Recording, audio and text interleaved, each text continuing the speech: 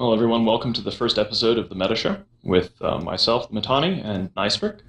We're going to be talking about EVE politics today, things that are happening in EVE, general gaming stuff, and then we're going to have a Q&A session and a giveaway at the end of it. We're hoping to get rid of a few plex to our loyal followers and subscribers. I hope you have a good time, and I hope that you bear with us as we deal with all of the exciting technical things. Someone has, as you can see, sent Nystrik a little ping on her Skype, so we're getting to see the bottom of her Skype channel. I fixed it though. It's all good. It's all fixed. Oh, it is? Wonderful. We're all official now. That's Sorry excellent. about that, guys. Okay, so let's jump right into it. So let's beat the dead horse. Phoebe just launched. It's a big deal. Phoebe did launch. That's true. So one of the main goals CCP stated is we want to shake up Null-sec. We're sick of the stagnation. So from your perspective, which I think brings a unique perspective to the whole issue, yay, is, do you think that the changes thus far will meet that goal? I know that there's been some changes. People have been consolidating some space. And what about longer term? Do you think it will have the desired effect longer term? Or do you think that in the short term it's okay, but maybe long term it won't matter? How do you feel about it? Well, I think that Phoebe is a great starting point. There were some issues that I had with the patch, but in the run-up to Phoebe, I was mostly keeping my mouth shut because, like a lot of the block leaders, we were all sort of playing our cards very close to our chest.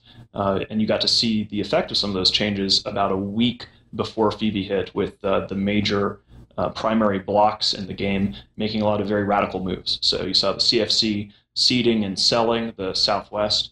3 regions went poof. NC decided that they wanted to get out of the East and made a very wise call to consolidate down to Quirius and sort of position themselves so that they can try to maintain Esoteria. I thought that was a very savvy move by Vince. Yep.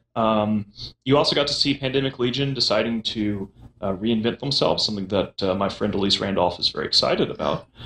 They are sort of starting to live up to the mercenary name, I think. And there's some hilarious impact to that. So lots of shakeup in advance of the patch. Yes. And I think that you see the slower alliances with less effective leadership organizations being a little bit late to make their moves. Yep. I guess to actually answer the question, and guys in chat, seriously, like left to my own devices, we all know that I have a little bit of a narcissism problem. So, if Nystrik asks me a question and I just start running my mouth about something completely unrelated, please just complain in chat. She will catch me, interrupt me, make fun of me and my terrible goatee, and we'll try to actually answer the proper question. But I'm happy with Phoebe. I think that, the biggest problem that we had pre-Phoebe is that something I've talked about in a lot of my columns is the Apex Force issue, where essentially like you have 2 main Apex Forces in the game, and they were able to working to sort of together, sort of under the table to hold the West and the East.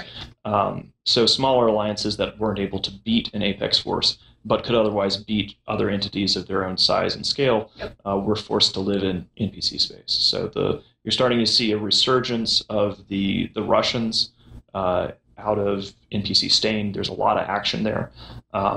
You're seeing a lot more small scale, middle scale fights, which is in general healthier for the game. Well, I mean, that kind of segues us into question 2 or idea 2, which is why capitals, why now? So the capitals obviously is the biggest impact on the force projection of many of these alliances. How much force they can fling across space and how quickly it can happen. And that's obviously why a lot of alliances have chose to kind of pull back. So why capitals, why now? How do you feel about the capital changes? Are you happy? You've talked a lot about capitals in the past. So how does this reflect? I think it's sort of a nuanced issue, and it's fairly complicated because there's so many different aspects to capitals. So in a situation like this, where every single capital ship is getting hit by the 5 light year nerf, the relative power between those capitals hasn't necessarily changed. One of the things that I think a lot of people have overlooked is the fact that supercarriers are still just ridiculously powerful. With the buff to fighters that happened a while back, supercarriers can now reliably hit subcaps. And now you're going to be seeing, and you already are seeing, blocks in their local territory just swinging these super capital fleets around with impunity. And they're so that hasn't, the changes kind of covered that up. So that's one point.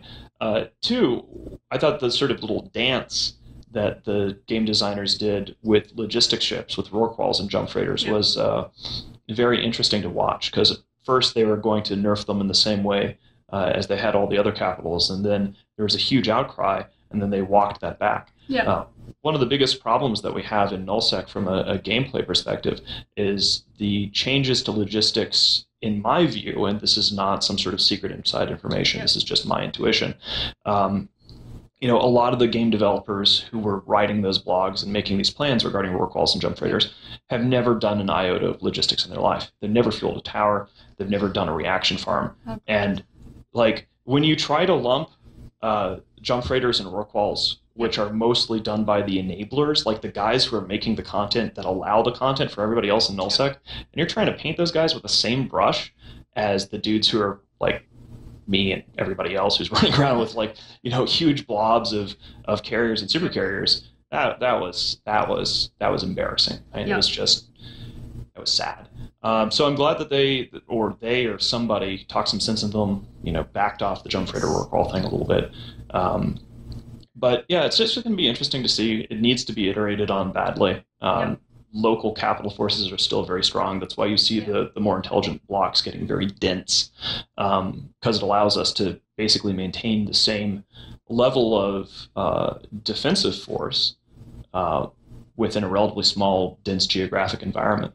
But it's great that they're no longer bouncing around the galaxy. Right. Why now? That was the first question. I think why now was pretty obvious from seeing the peak concurrent user graphs that one of the former CSMs, is he former current, Rippard Teg, had posted on Failheap, showing that CCP has been in some pretty serious trouble as far as user logins, and thus we infer subscribers. So we're just going to have to see what happens with that. I think the reason why CCP is making radical moves is they have a new EP, Seagull, and they've changed things up such that she can actually fix things and hopefully make the graph go up instead of plateauing or cratering. There's been a lot of talk about Seagull and her impact on CCP as a whole, and hopefully we can talk a little bit about that in a bit. But I want to talk instead about, we wanted to do a null-sec analysis. Null-sec analysis. Yes, we want to talk a bit about what's happening in null-sec, and it's especially important because of Phoebe. Because like you said, like I've said, people are consolidating space, things are getting changed. So what's getting changed where and why? So let's start with the north and southwest. Okay. Yeah, this is a good way to do it because EVE has gotten to be complicated enough that we can actually... This is huge, right? Back in the day, it would be like west, east, what are the two Apex Force blocks doing? And then beyond that, it just doesn't matter. So we have some local conflicts and granularity, which is exciting. I think that we're seeing the balkanization of EVE to a small extent, and that's great. The Northwest is pretty quiet. That's CFC territory. Like PL and NC. We radically consolidated our territory before Phoebe. The biggest change in the Northwest is nothing has really changed in the Northwest. Basically, that's the big news. The Northwest, you have Black Legion, Triumvirate, and MOA still trying to mess with us in the Northwest, which is resulting in basically nothing happening. They're basing mostly out of Venal. You have a small alliance with, notably for students of EVE history, Nink, also known as Poops in the Russian community, is back, and he is associated with Out of Sight Alliance, which is basing in Venal. So there's some slap fights over Tech Moons and R64s there, but it's pretty much the entirety of the Northwest CFC and a lot of the board Southwest CFC just stomping on them. Okay, so like you said, Southwest, not a whole lot either. Do you have anything to say about it other than there's not really anything of note going on in the Southwest? The Southwest is an interesting thing. Also, I have to interrupt this to say that I just noticed on text, one of my friends has poked me and said, Is it about your lopsided lamp? There's somebody was saying that I had something offensive in the background in my... Unless it's the lopsided lamp, is that what's offensive? Oh, no, I see what it is. They're looking at the pillow. That's part of my pillow, you people. Why is that offensive? They have dirty minds. They're thinking okay. that's some like, sort of hypersexualized object, which in reality it's just my well, pillowcase. Of course Yes, this is EVE Online, and our player base is obsessed with male anatomy, it appears. Anyway, so... Go on to the Southwest. Yes, on to the Southwest. That was an interesting situation because most of the Southwest CFC, all of that was renter territory. After Test collapsed, when we took Fountain during the Fountain War last year, we expected Test to pull back into Delve and consolidate, and instead they pulled back to Delve and imploded, leaving a 3-region vacuum. We then took that territory and mostly filled it with renters because that was a thing that you could easily do before Phoebe. So when about a week or two before Phoebe hit, we consolidated all the alliances in Quarius, Delve, and Period Basis into Fountain and made it a little bit more dense. Initiative went on the offensive and went off to Curse. So they'll feature when we get to the northeast section of this. And then beyond that, Darkness and Kadeshi moved into Delve recently and basically tried to escape the Eastern N3 mess and get out from under the guns of the Russians. This ended up, a lot of people were hoping it was going to be a big war because people in N3 had been hoping that the CFC would be stupid and try to fight for territory that was indefensible after the capital changes. And instead what happened was there was an awful lot of monetary transactions of the ISK variety, of course. Don't want to disappoint Dinsdale Piranha. So there's a lot of, okay, guys, here's the iHubs, have this, have these moons, whatever.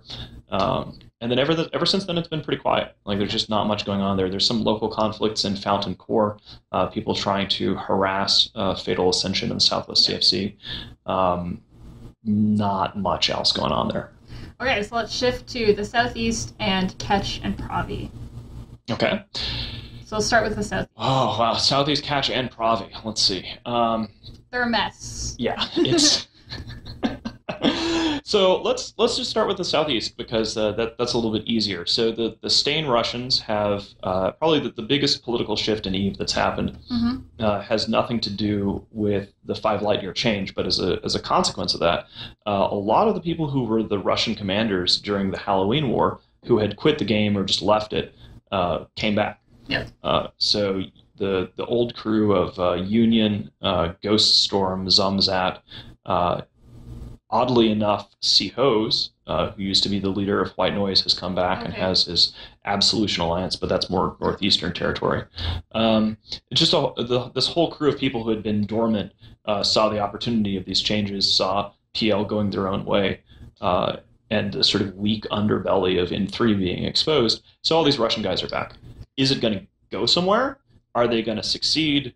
Will they hold together, or will Ghost Storm press the disband button again? I was going to say, it's pretty common for the Russians to come back and then do something and then be like, oh, never mind, and fuck off somewhere. So it's been a very weird situation from my perspective because myself and a lot of the older players are used to the Red Alliance era Russian player base, which was just absolutely relentless in 2005, 2006, that territory. I hope that the modern Russians, have that kind of fortitude and stamina. We're just going to have to see. But they are mostly attacking out of Stain, and have been attacking Esoteria. What's notable is this weekend, actually, NC and Null-sec have been running around and doing a sort of a purge operation in Stain, and have reinforced a whole pile of Russian R64s. So they're doing a big weekend push to try to cut the income stream in NPC Stain out from under that sort of that wing of the new resurgent Rus. Do you think they have a chance at holding it, or is it looking kind of grim, or is it too early to say? I think it's going to be it's sort of a weird situation. So.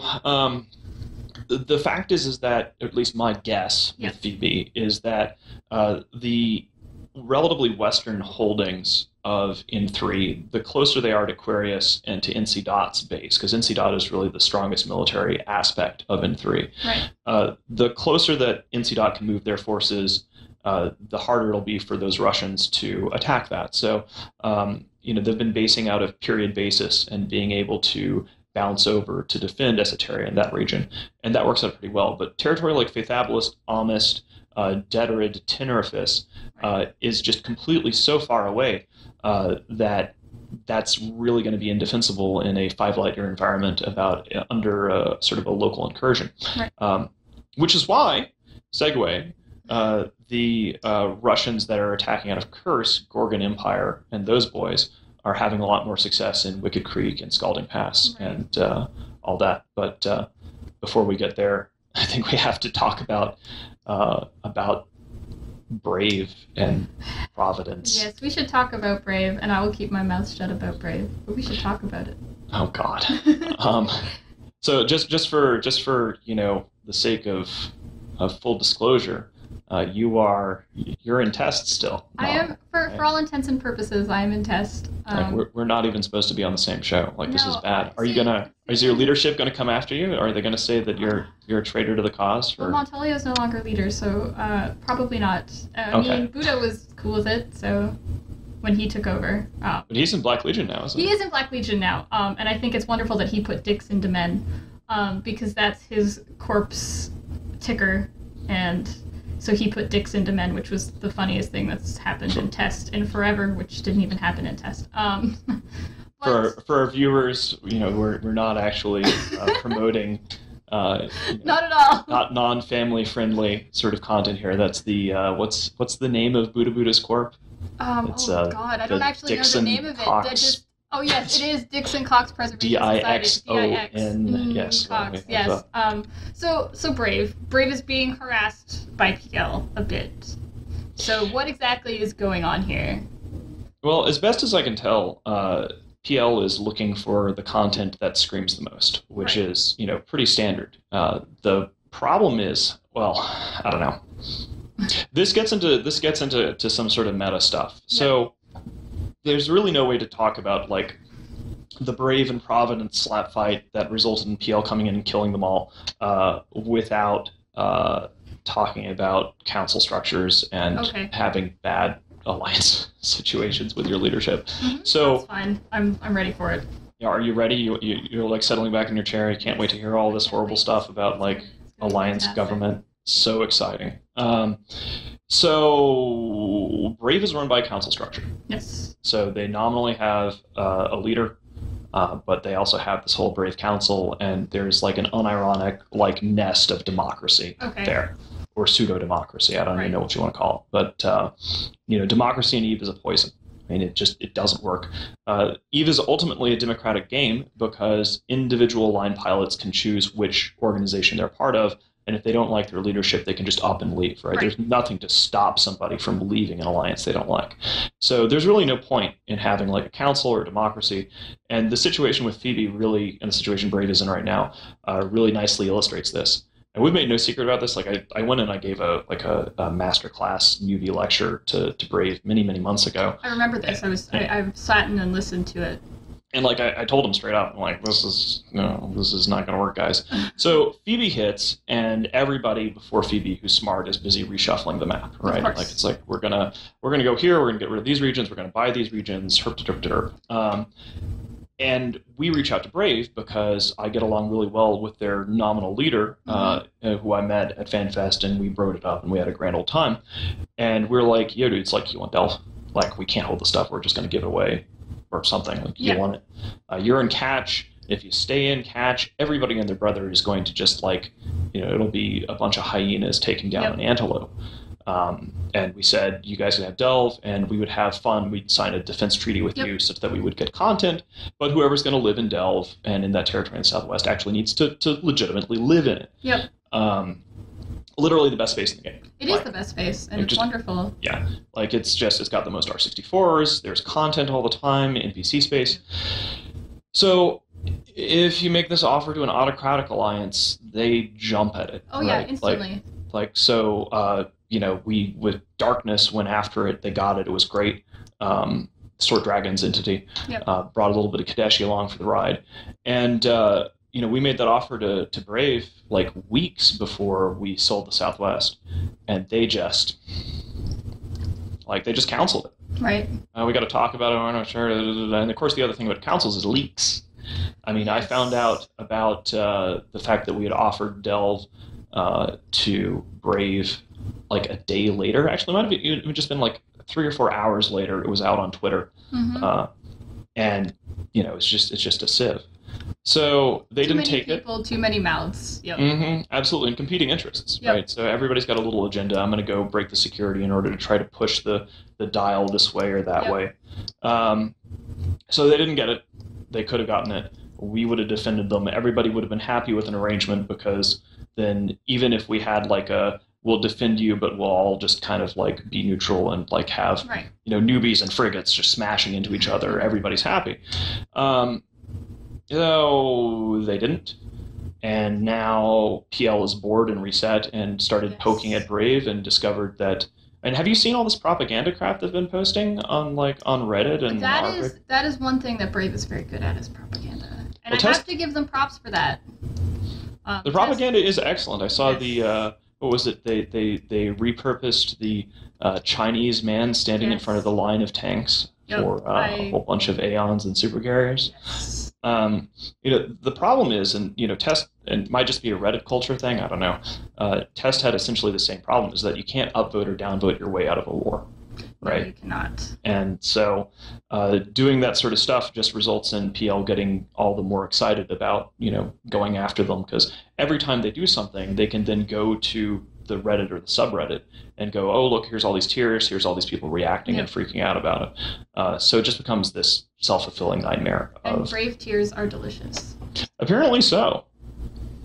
They're wonderful, because they're probably the loudest tiers in all of EVE. And this is coming from a testy. Yes.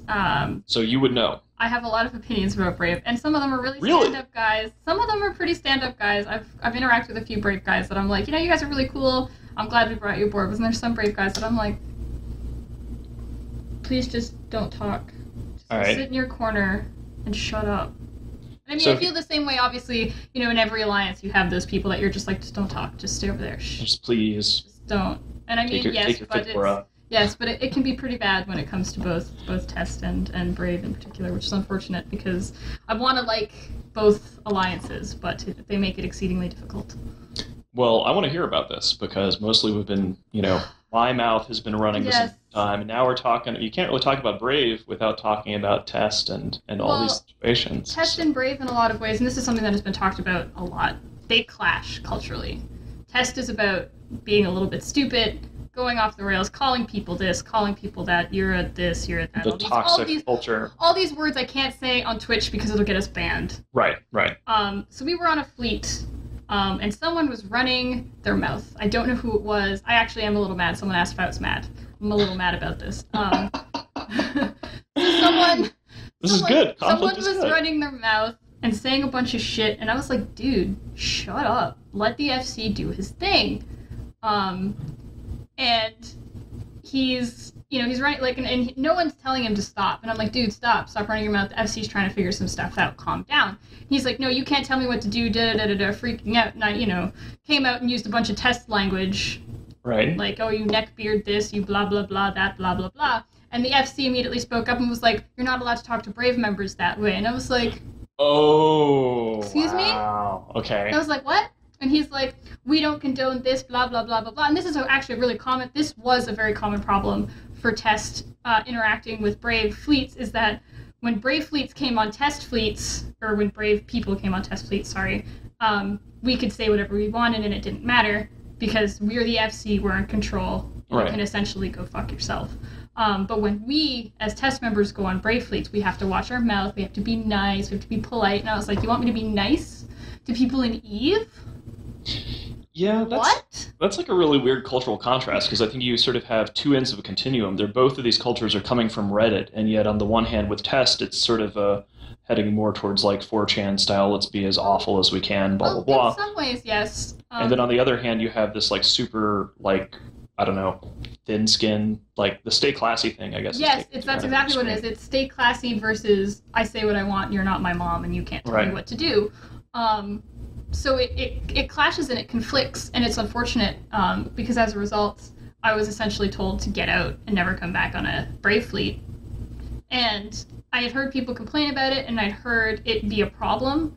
And eventually I was like, if this is what Test is going to be involved in, I don't want to be a part of it, and stopped playing Eve. That's pretty significant. And that's a common thing. Part of the reason, and I don't know if this is something I'm actually allowed to talk about, but I guess I'm talking about it. I don't know. I don't know what I'm allowed to say about Test and not.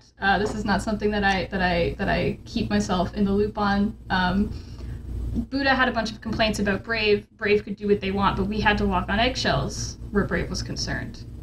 Well, that makes sense in the political power dynamic, because Test was essentially a broken alliance that Brave had sort of taken in. Yeah, and in some ways, they yes. had the oomph. And in some ways, yes, and in some ways, not so much, because they didn't have the experience, but we did. And even though we were broken, we had a lot of things to say. You learn a lot in losing a war, it's true. You do. We had a lot of important things that needed to be I'm delighted to be a teacher. I'm so happy to help.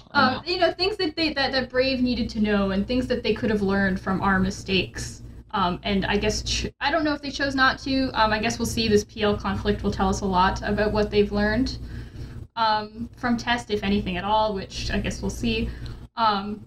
Yes, well, see, someone says, who cares what Buddha thought? He was with BL now. Well, that's why he's with Black Legion. Was because of the Brave Test conflict. And there's a bunch of spinning where this is concerned, where some people say, oh, it wasn't that bad, it was being dealt with, and then Buddha saying, no, it wasn't being dealt with. And so he took his corp, which he never intended it for it to be a corp where old Test members went to and then left with Buddha. He never wanted that, and I know that he didn't want that, but that's what happened.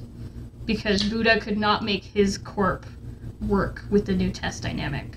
I mean, this is one of those situations where no matter what I say, because of my alliance's involvement in these particular conflicts, I'm Spin master. Yeah, that's actually the funniest thing for me is that like as I get older in Eve, I give even less of a crap about whatever. So I can basically just say like the sky is blue, and people will be like, oh, it's a tornado of spin. Blah, blah, blah, no, but how do you know it's not orange? Yeah. So like I don't know. The situation is a mess because. Just from a pragmatic perspective, I can't fault Buddha for going to Black Legion because, Eve is, I've always said, the best analogy for Null-sec and Eve, and of course, I'm biased because it's my little catchphrase, is it's Somalia in space, right? Yes. Like, and, there's no parliament or democracy or anything in Somalia. There's a bunch of guys, with guns. It's warlordism, people making rapid military decisions and stuff like that. So I think that what we're seeing here, and this is a shame. Like with Test, we learned the hard lesson of trying to feed the puppy. Eventually, the puppy decides that you're being, it resents you for the gratitude and tries to bite your hand. Right. With Brave, we were very much more like we're gonna tell you how to do things, but you guys go over here, we'll be over here, and we're not going to repeat that mistake. But it's a crying shame to see this council bullshit. They could have had Delve, they could have had all the stuff, and now they're just going to get torn to shreds. And they don't have to. I mean, they got the manpower. Yeah. They have the or they could have the organization. The best practices for running an alliance are not. This is a wheel that has been reinvented many times. I think the whole situation from way back, from when the war with Delve, when Test took it over, started, I think the whole chain of events from then on till now and continuing into later has just been a really huge series of unfortunate events, to steal the title of the book. And it's just, it's just really unfortunate the way it's all happened. And it could have been handled in a much better way. So, I mean, it is what it is. Test is now in this situation, Brave is now in theirs, and I guess it's just a matter of time to see how these two entities adapt to Phoebe, because like you said, they've been very slow, and I actually don't know what their reaction to Phoebe is. Every other alliance, Black Legion, N3, NC Dot, CFC, etc., bigger powers have been very open. This is our plan. This is what we're doing. And Brave and Test and other smaller alliances are just like, I mean, it's a change. It's fine, I guess. Stuff is happening. Hope for the best. Try not to be on fire. Essentially, try not to be in the middle of it, because then maybe we won't get noticed, is what I feel like the tactic is here. If we're small enough and not enough of a threat, no one will notice us. But that has not worked, because PL has noticed. Yeah. And that's bad. For PL to notice is bad. PL can be a rather scary entity to deal with. Yeah, there's really no way that they can stop PL if PL decides to headshot them. I think PL has like flirted with that several times now by hitting one of their staging systems in GE. Is it GE8? I think is the main Brave staging system. Fuck if I know. Great eye roll there. You want me to know? You want me to know things about my alliance? Come on now. Okay, well, you pretty much tuned out on the Brave situation, but they started that fight with Providence, and then that seems to have spiraled into to whatever this mess is. Right. But so I guess we can just say for our viewers that the Brave test Pravi thing is just a disaster, basically. It's happening, but it is happening, but it's up to PL to decide how much they want to murder zone Brave, and it just surprises me that nobody's turned Pravi into a parking lot. After all these years. I'm actually pretty surprised too. But let's move away from Ketchup Pravi because we've been talking about it for quite a bit, and let's talk about the Middle East. The Middle East. We had to sort of invent the Middle East. Yes, I like that it's invented as a thing. Yeah, because we just try to say Northeast and then Southeast. Southeast is like staying Russians, and Northeast is all drone stuff. Yep. So the Middle East. I guess we're talking about Curse. Yes. And Curse. So basically, one of the interesting things that happened in Phoebe is that Initiative, which is a CFC alliance, ditched Aquarius. They got like 70 billion ISK for the infrastructure. Wow. NC. Took it over. They went off to Curse and have been working on chewing through Immancy, which has been mostly abandoned. There's like Gentleman's Club and a few other random N3 alliances in there. Okay. Null-sec has retreated to, or consolidated, whatever they want to call it, to Impasse to try to defend all these territories. Mm-hmm. So Initiative has been on a purge, hitting a lot of stuff in Immancy, and then Gorgon Empire, Dream Fleet, and a little bit of Red Alliance has been doing things in Wicked Creek and Scalding Pass. And actually, within the last week, I guess you're starting to see stations flip in those regions. Yes, so it's very exciting stuff. We actually have like real station movement in Phoebe, my God. which is nice. Yeah, that's good. So that's interesting because it looks like that's not really being defended adequately. Yes. I think most of the defensive forces there are. Is it the Fraternity? I think is mostly like the Chinese alliances that are down there. I'm not entirely sure, to be completely honest. It's a mess. It's like this. So in general, the power vacuum that opened up in Phoebe is related to all of this empty Northern Associates renter territory. Yep. And that could be defended easily by the apex force of NC. and PL bouncing around doing their thing. And now that can't be done. Right. So you have, Kadeshi's moved to Delph. Yeah. So they're off the table, and they still have their plant in, I think it's either Tenerifis or Deterid. I always mix them up off the top of my head. It's fine. People know what you mean. But they can defend one or the other. Like in Phoebe, that's basically it. Is you get to pick a place where your capital fleet is, and if your capital fleet isn't there, wherever you go away from, people will burn down. Yep. So that's going to be pretty interesting to see. I would expect. I'm going to go ahead and just say that I expect those regions to be swept, unless because basically Null-sec and NC. Are going to have to defend against the Stain Russians, and that's what they're already doing in this big push. And if they don't do that, then they're going to, they can pick that territory, or they can pick the territory of Scalding Pass, Wicked Creek, Innsmother, and you don't really, you can't do both. Right.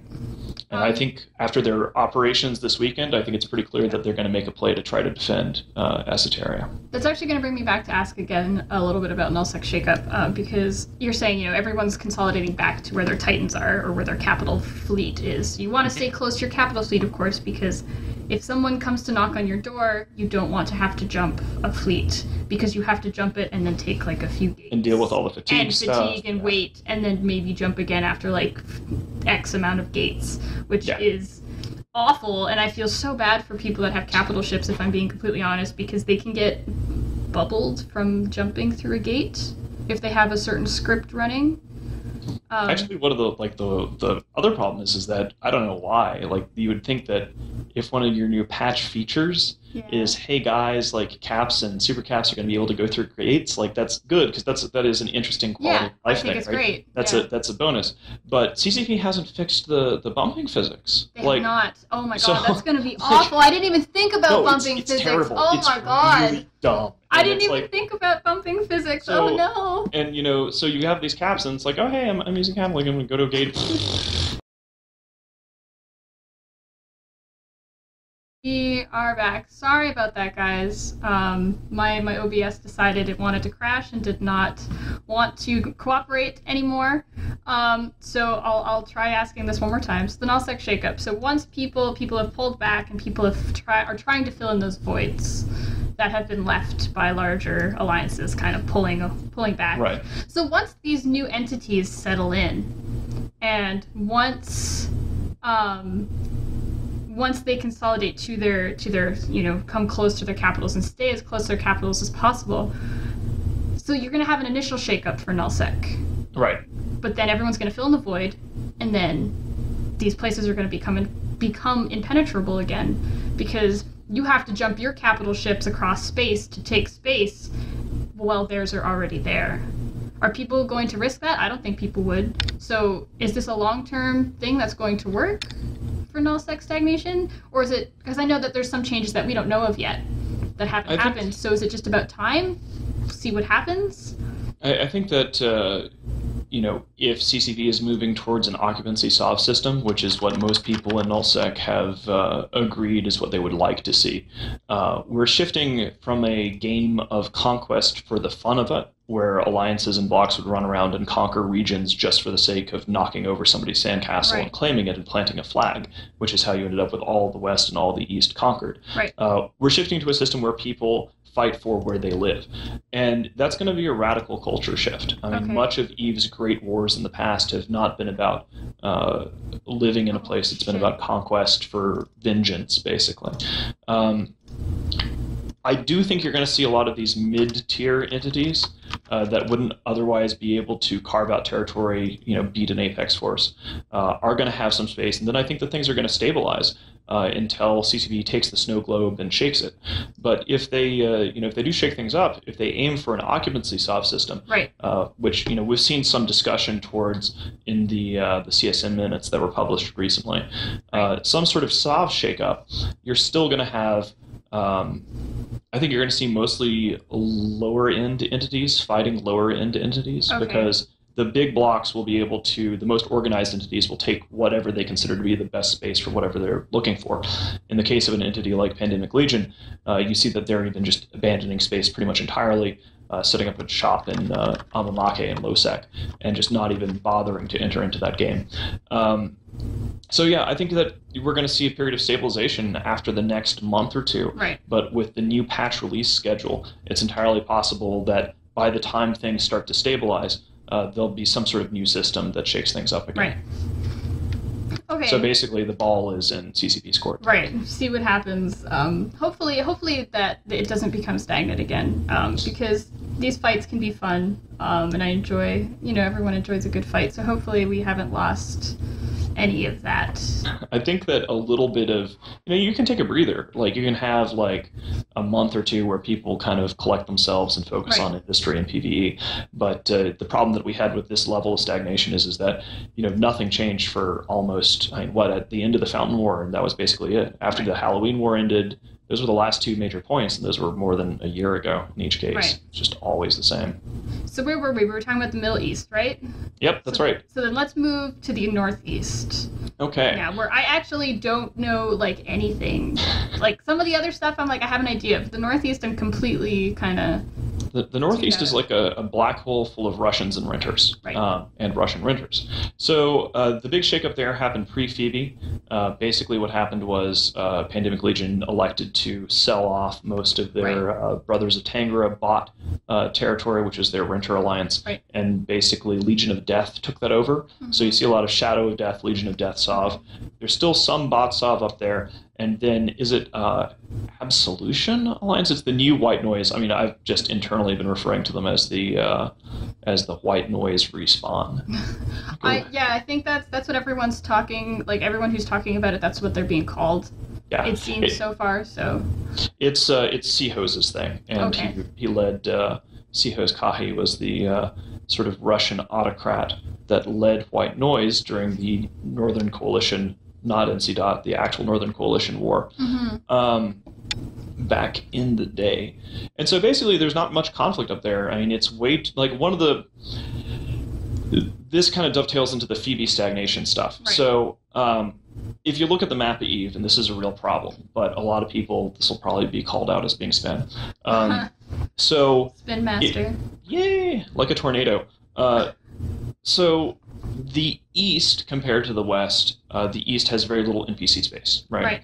And NPC space is what allows, NPC00 is what allows entities like Black Legion or Triumvirate or any of these like small harassing forces to be able to try to attack a block. It gives you a foothold to be able to strike back because NPC space can't actually be taken. So you can attack a block, but other than losing your towers and losing your ships, you never really at any real risk. Right. One of the great imbalances in the geography of the game is that the West is just full of NPC space. Right. Geminate, Pureblind, Venal, Fountain, Delve. It's just, there's a million different places that you can put down a foothold. The East, particularly the drone regions, there's just nothing. Like, the reason why the Northeast has historically, ever since the drone regions opened, been renter territory is it's just like, it's invading Siberia. Yeah. Right? There's nothing there. There's no foothold. There's no place that you can go. So it becomes really safe, really content-free. You might have a roaming gang go through occasionally, but if you're in, like, the Nowheresville of Cobalt Edge, you're pretty much as safe as you can be in Eve. So if people actually want to see news coming from the quadrant in the Northeast, there's nothing. There is one bit of news, sort of, but it's not really related to the Northeast. It's close to it. It was when Solar Fleet tried to do a headshot attempt on Legion of Death just the other day in Geminate. And is it BF3 or B3F, whatever it is. I always mess the exact name of that system up. That's fine. But that's an interesting thing to watch because the civil war between MacTep and Death, they all used to be buddies together, Solar Fleet and Legion of Death. And then there was a lot of accusations of who backstabbed who. And there was this huge Russian civil war. FA shot first. Exactly, that sort of thing. Like there's a lot of confusion and blood in the water as to who was originally at fault. That was repelled by Legion of Death, but the fact that Solar Fleet played their cards as close to their chest as they can and then came out and showed up in Geminate one day surprised everyone. I mean, I was surprised. I logged in and I was like, hey guys, what's going on? And it was like, Solar Fleet is hitting Geminate staging somehow. Well, all right then. Yeah, exactly. That is one advantage that Solar Fleet has. I mean, as a very tightly knit Russian ethnic alliance, they can make moves that other people won't catch onto with spies or anything like that. Unless you had a Russian spy network. So before we go on to Russian Politics Hour, I want to welcome Taya Reikier. He's our first sub for the show.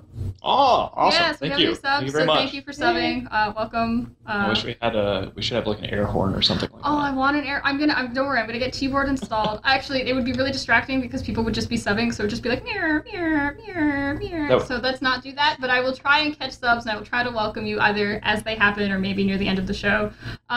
So Russian Politics Hour. So you wanted to talk about this. I don't really know specifics of what exactly you want to talk about. So what is Russian Politics Hour? What is important here? So Russian politics stuff is sort of what we were chatting about there, which is, back in the day, the Russians used to be extremely well integrated into one alliance. It was pretty much just Red Alliance and Against All Authorities, the old Against All Authorities under Evil Thug with Rage and Terror. And so a lot of things that are happening in Eve in the East all have to do with the Russians coming back and playing again. So all of it, right? So suddenly White Noise is back with Sihos, who was last seen active when he was working with the other Russians to invade Northern Coalition territory in, 2010. Yes, that's when I started playing Eve. Absolutely. So a long time ago, he's been inactive.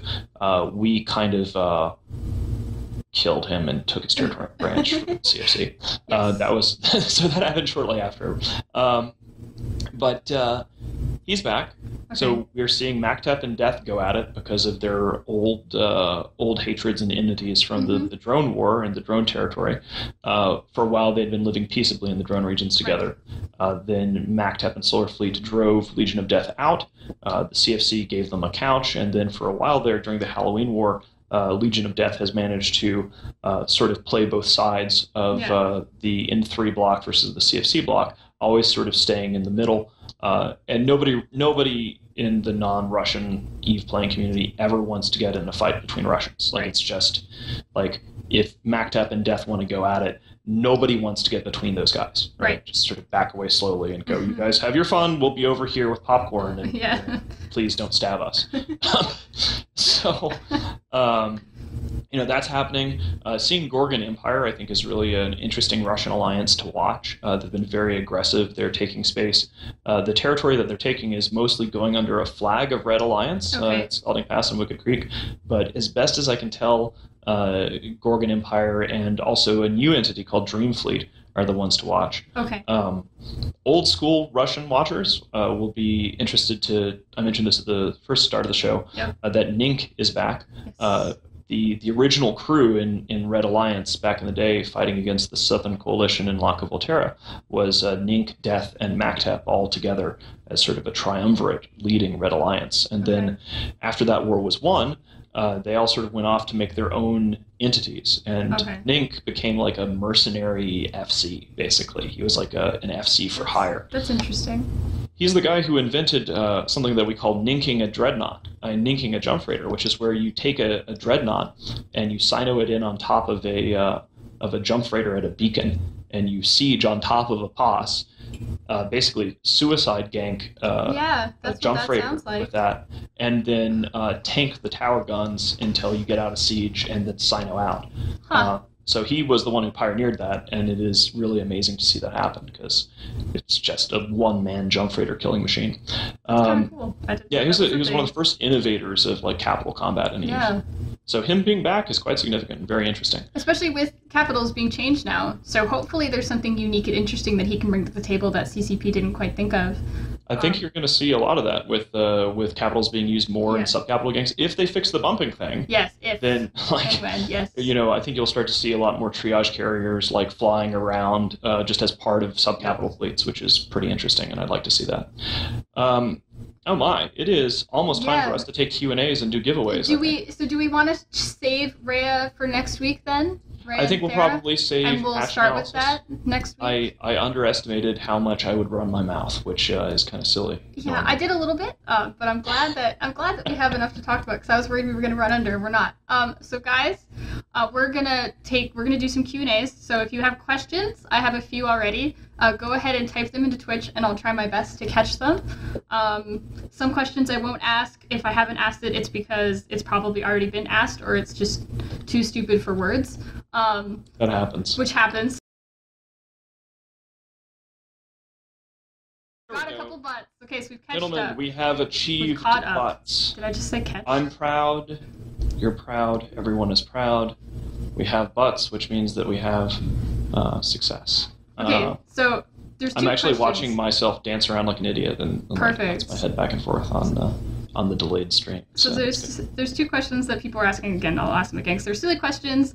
What are the books in the background? Like 40 people asked this. Okay, 40 people asked what the books in the background are, and so I have lots of books, but I guess the ones that were over here, we have the Hydrogen Sonata by Ian Banks, which for some reason I have not read yet.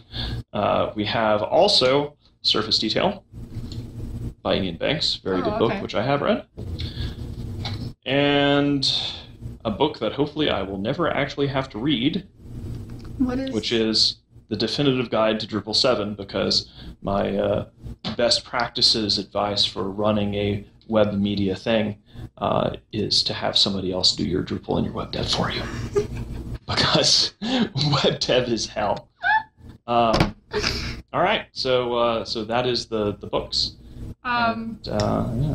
So it doesn't seem like anyone is asking questions, which is unfortunate. I think we were asking people to do user Q&As before, and then everything died. So if you have a question, go ahead and ask it in the Twitch chat, and we will go from that, and then beyond that. Yes, and on top of that, while you guys think of questions, this will probably only be another minute or two, hopefully, maybe 5. We're going to do, I don't know how many giveaways you said you wanted to do. We're going to give away 2plex. We're going to give away 2plex. So we are, hold on, let me set this up so that I'm doing this right. Famous last words. So the keyword is going to be butts with no capitals or anything like that. That is the keyword.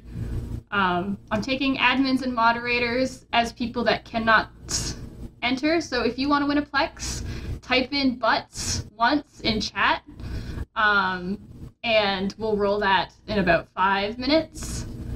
Someone asked, is that the same shirt you're wearing at eVegas? Yes, it is, actually. I have several copies of this type of shirt. My wardrobe is pretty much just going to Express whenever they have like a 40 or 50% sale, and then essentially robbing the store. I have a sort of very boring yuppie lawyer style. So 1MX shirts, and that's what we do. So someone asked, do you think that CCP got it right with Project Legion? Project Legion? Wow, that's a question I didn't expect to get asked about. We don't have anything to say whether they got it right about yet, do we? I mean, we don't have a product. We're moving Dust to PC, which is smart. I mean, the entire Dust thing is just a mess. I mean, the whole thing was what I think is a prime example of the era of Icelandic hubris and overexuberance. There's no reason why it should have been on PS3 instead of being on PC. There's a whole bunch of structural decisions right out of the gates that have hamstrung that game. The fact that they're now going to improve it, it does seem, to be fair, that actually once they brought in new leadership for the Dust team, they've made a whole lot of rapid changes and fixes from what I've heard. The hot fixes that they've done, the balancing that they've added has all been very good. I've only heard positive feedback about that. So if they actually get some money behind it, a relaunch for PC, do a new marketing campaign to get somebody to actually log in and play it, I definitely think there's hope there. It's just one of those, this should have been done in the first place kind of things. Yeah.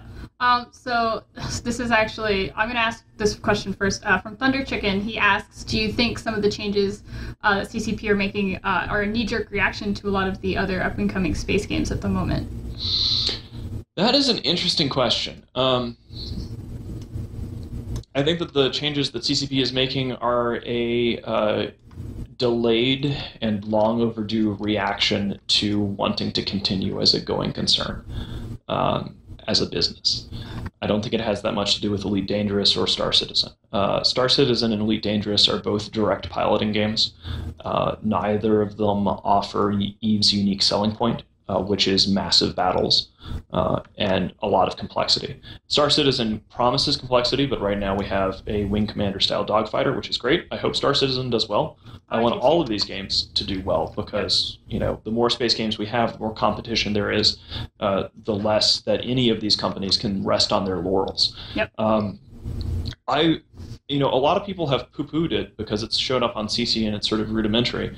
But CCP finally adding WASD controls to move your spaceship is something that I see as a stepping stone to real joystick control. Me too, which excites me because I like I've said this before, I like to fly Rifters.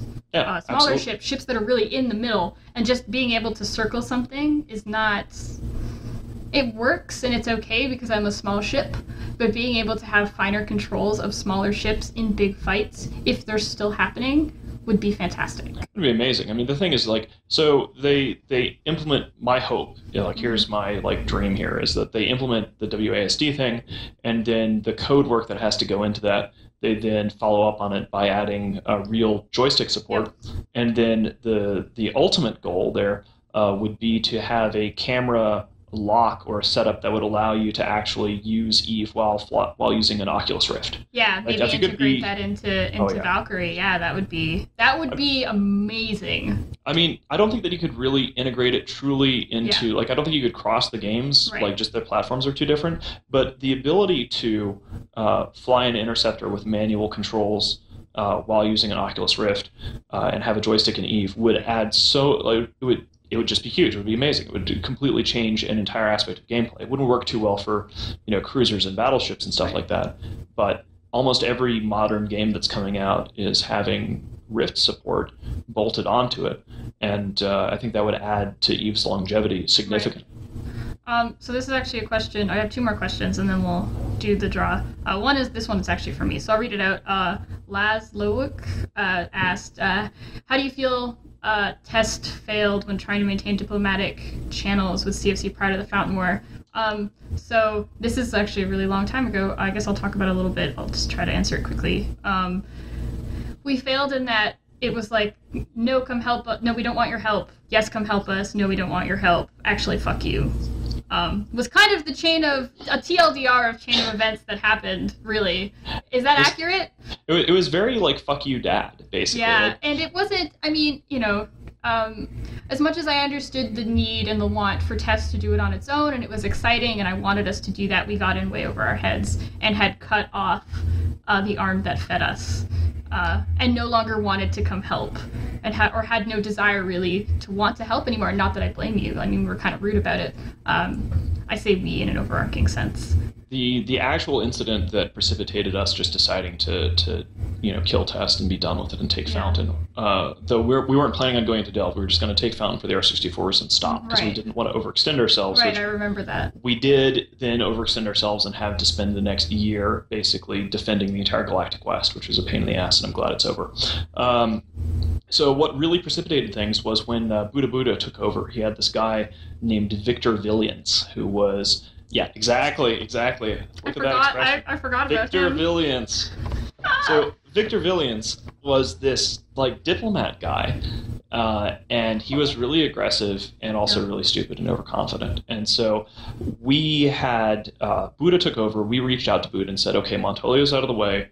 Let's try to bury the hatchet, clean break, blah blah blah." Raiden is in Aquarius at the time. Raiden is an entity that Goonswarm has been at war with off and on forever.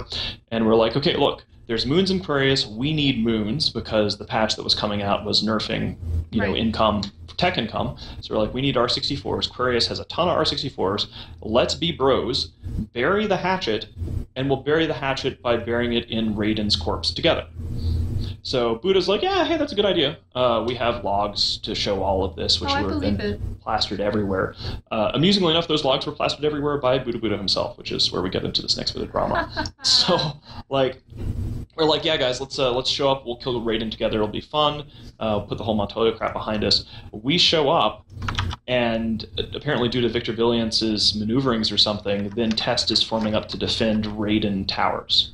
And we're like, what? We had a deal, like we were going to be buddies now, and then apparently this is all some sort of like, I don't know whether Victor convinced Buddha or Buddha was just stupid, but it was like some sort of paranoid conspiracy theory about how us attacking Raiden was a precursor for us going after Fountain. It was ridiculous. I just remember it being a lot of, I don't really understand what's going on, but now we're at war with the CFC, GG, we lose. Yeah, it was basically like after the Victor thing, and then they dropped logs everywhere. They published all the diplomatic logs out of context to try to show that I don't even know what it was. So we then released all the other ones, and it was a mess.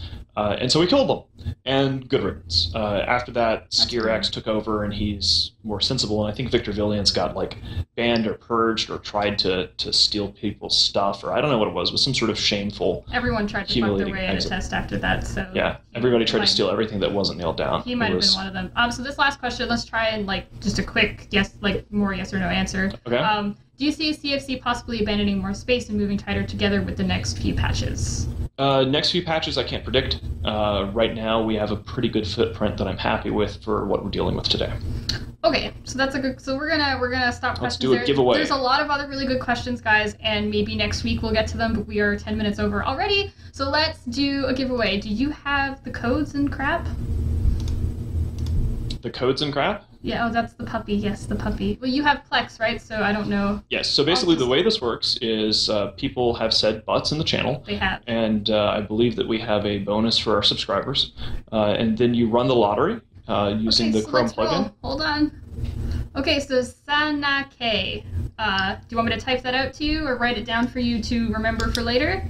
The way it works is the person who wins, you should type it out in the channel, and the person who wins will send us a message, a private message to our Twitch channel, letting us know who their Eve guy is. Yes, so... And we will then contract it to that Eve guy. Let us know. And yeah, so message us like Mittani said. Tell us what your Eve name is, which character we're sending it to, etc., etc.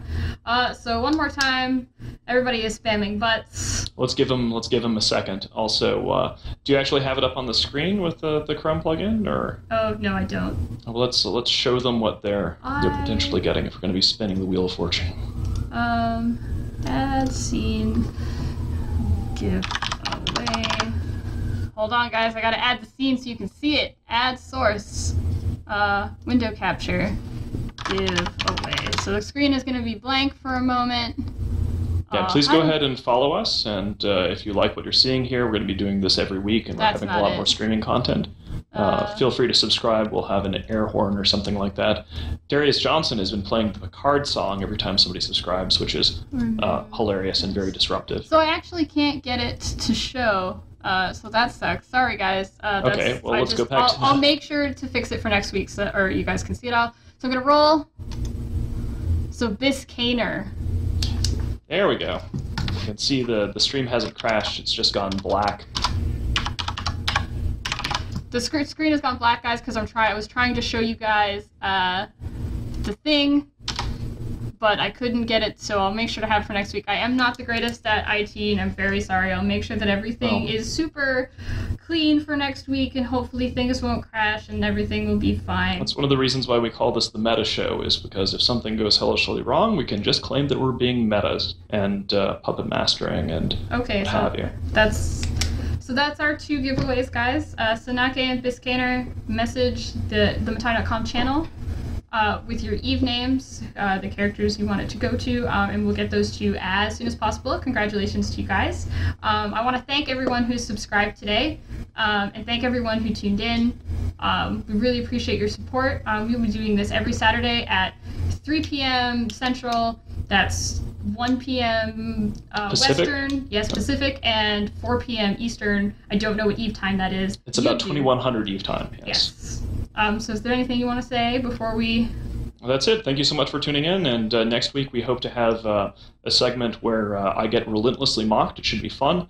We're going to be doing a stream soon called Mittens Tries to Play, because I am terrible at video games in a very laughable way, and we're going to get a few of my friends together, like Darius Johnson and some of the boys, to watch me try to play something, relentlessly mock me as I fail horribly, and then we will have the highlight reel of that to play as a little sketch comedy clip during the next MetaShow. So tune in next week, and we will see you then. Thanks very much.